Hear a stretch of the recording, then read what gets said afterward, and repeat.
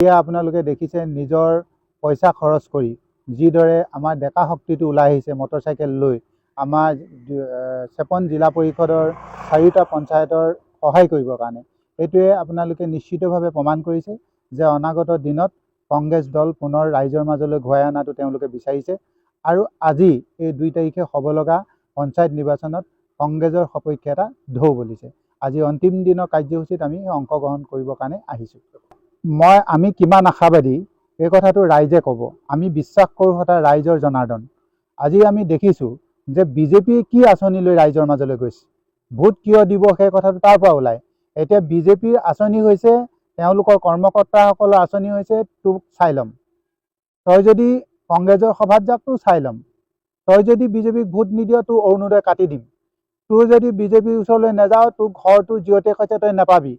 এই ধৰণৰ বিভিন্ন ভুৱা প্ৰলোভন, ভিত্তি প্ৰদৰ্শন, মদ বিলোৱা ইত্যাদিকে কৰি তাৰ উপৰিও আমাৰ নেতাসকলৰ গাড়ী ভাঙি সাধাৰণ সৰ্বসাধাৰণৰ যে ভয় খোৱা, এইবিলাক তেওঁলোকৰ আঁচনি। তেওঁলোকৰ বেলেগ কোনো আঁচনি নাই। এতিয়া মৰাণ সমষ্টিৰ আঁচনিটো কি?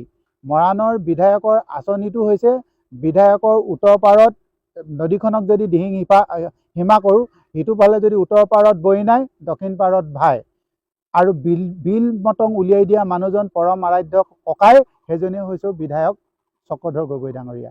গতিকে বিজেপিৰ কৰ্মকৰ্তাসকলেও এইটো কথা এটা থিৰাং কৰি লৈছে যে আমি এই বিক্ৰেতাৰ যিজন বিধায়ক, মৰাণৰ প্ৰেক্ষাপটত যিজন বিধায়ক জিকিছিলে, তেওঁ একচুৱেলি অৰিজিনেল ঘৰ টিংখাঙত হোৱা কাৰণে টিংখাঙৰ উন্নয়নটোহে তেওঁ ভাল পায়। আজি মৰাণ খোৱাঙত যিখিনি কৰিছে, বৰ্তমান খোৱাঙত তাত অকল পাৰ্চেণ্টেজৰ অংকত কৰিছে।